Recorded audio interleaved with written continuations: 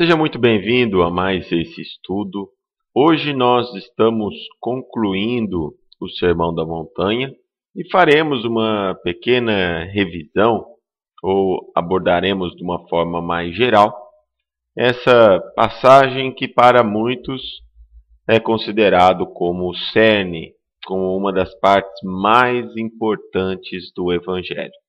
E nós fizemos os estudos baseados em Mateus no capítulo 5, porque existe outro Sermão da Montanha narrado em Lucas, mas nós utilizamos o de Mateus. Então nós vimos ao longo dos estudos que o Sermão da Montanha nada mais é do que uma sequência de virtudes. E aí nós vamos apresentar isso como sendo um roteiro, uma escada para a felicidade. E aí quando nós falamos de felicidade no primeiro estudo, lá na introdução, nós deixamos bem claro que essa felicidade é uma felicidade, é um estado que nós alcançaremos. Então é uma felicidade duradoura, não é atrelado a condições externas. Sempre que nós nos referimos a condições externas, nós podemos utilizar a alegria, que é uma coisa temporária, uma coisa passageira. Normalmente é resultado de alguma pessoa que está ao nosso lado, algum bem material que nós tenhamos conseguido, ou qualquer situação que nos alegra. A felicidade que Jesus nos propõe, ela já é um estado de espírito, é uma condição que, independente das coisas que estão acontecendo em nossa vida, nós somos felizes, né? É diferente de estar alegre. Então, foram várias as virtudes que nós estudamos através dos vídeos, dos estudos. Nós começamos lá com os humildes, fala sobre as aflições, a mansuetude, os que buscam a justiça, e cada uma dessas virtudes existe uma consequência. Então agora nós vamos ver o Sermão da Montanha como sendo uma escada, porque cada uma dessas virtudes, ela existe uma sequência, existe uma lógica por trás, e isso aqui nós podemos ver que quanto mais alto estamos nessa escada, maior será a nossa bem-aventurança ou a nossa evolução. Então nós iniciamos na primeira bem-aventurança, os pobres em espírito, que nós entendemos que seja humilde, ou a humildade como virtude. Então, pobres em espírito são aqueles que se fazem humildes. E humildes, nós vimos lá que vem de uma palavra humus, que significa filhos da terra, ou seja, todos nós somos iguais. Não existe ninguém maior, ninguém melhor do que ninguém. E também humildade está relacionado com terra fértil, ou seja, estar aberto para o novo, estar aberto para as mudanças, estar aberto para reconhecer os meus erros, os meus defeitos. Porque isso aqui, essa virtude, é um pré-requisito. Sem ela, nós não iniciaremos essa jornada, essa escada rumo à evolução. Porque sem a humildade eu não reconheço que preciso mudar, eu não reconheço que tenho defeitos e, portanto, permaneço estagnado em minha condição atual. Então, primeira bem-aventurança não é à toa, que é um pré-requisito para que possamos buscar as demais. Segunda bem-aventurança, bem-aventurados os que choram ou os aflitos, está falando como nós estamos nos comportando diante dessas aflições. Se nós estamos fugindo desses problemas ou se nós estamos agindo ativamente, quando for possível, para resolver os nossos problemas. Quando não for possível resolver os nossos problemas, que nós possamos ter a aceitação ativa dessas aflições que ocorrem em nossa vida.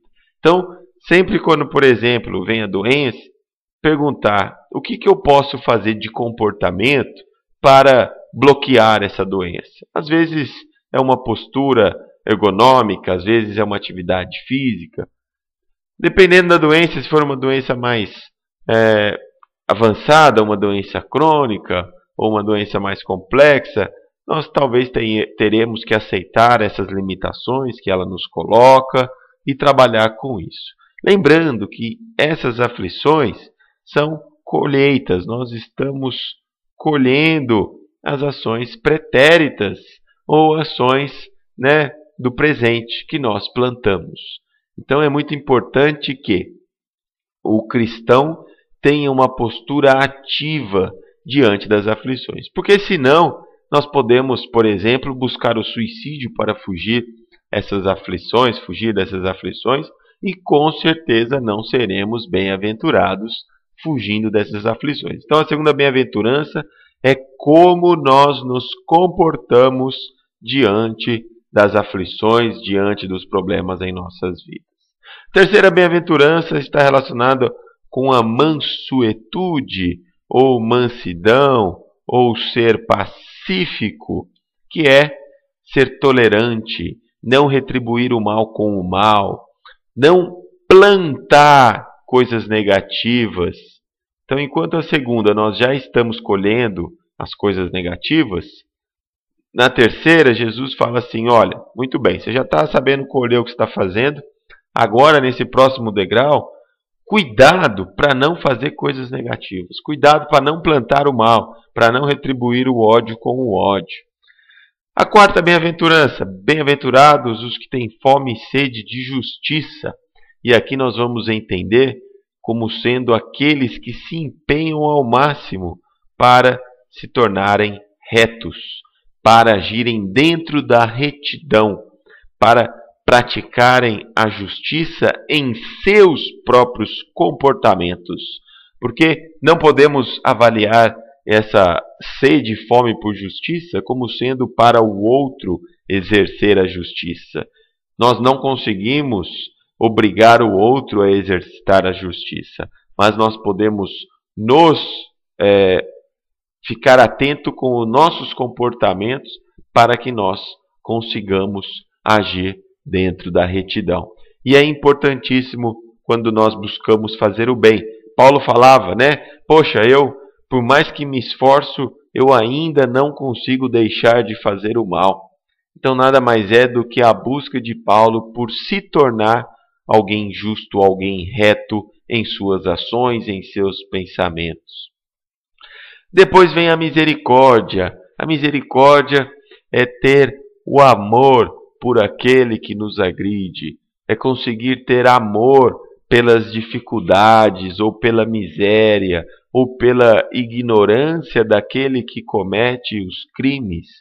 Não podemos aceitar as ações negativas, é claro, mas essa virtude está relacionada com a compaixão daquele que erra, assim como Jesus o fez na cruz, quando estava sendo crucificado, e ele diz, Pai, perdoa-lhes, porque não sabem o que estão fazendo. Nada mais é do que essa virtude, a misericórdia, que Jesus já possuía. Finalmente, chegamos à penúltima bem-aventurança, a pureza de coração. E a pureza de coração é quando não mais teremos manchas, quando já conquistamos as virtudes, já não temos mais o egoísmo, o orgulho, a vaidade, e nós já somos bons, somos puros de coração. E a partir desse momento, então, conseguiremos conexão com Deus, com o divino, porque teremos apenas atributos de virtudes, atributos divinos. Então, aí nós já seremos, eu e o Pai somos um, como Jesus falava, ou como Paulo diz, eu e o Cristo somos um, não sou eu quem age, mas é o Cristo quem age em mim. Então é um estado de pureza que já existe já sente, já presencia uma grande bem-aventurança, que é quando nos tornarmos puros, seres perfeitos, evoluídos. O último degrau, também muito importante, uma vez que eu já alcanço essa pureza de coração, essa conexão com Deus, eu então passo a ajudar com que os outros também consigam adquirir essa paz interior. Então Jesus, quando vem e nos traz esse caminho, esse roteiro da bem-aventurança, ou quando nos traz o seu evangelho, ele nada mais fez do que ser um pacificador em nosso planeta, porque ele nos traz os meios para alcançarmos a nossa própria paz, a nossa própria bem-aventurança, a nossa própria evolução.